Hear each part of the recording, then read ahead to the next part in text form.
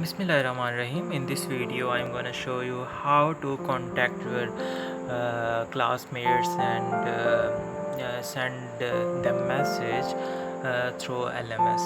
So here you see an message icon. You just search here your one of the friends' name. Like I'm searching Essen, and just wait for it. So here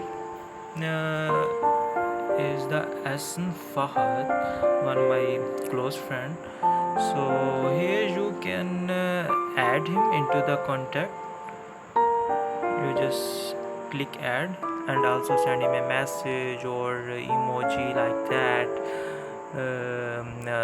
It's a funny feature that I have seen.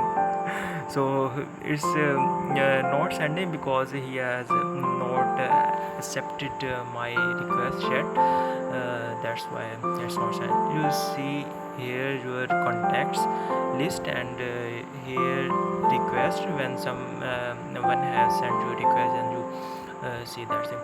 So thank you so much for watching the video, and stay connected with your friends and stay safe from the coronavirus, and Allah Hafiz.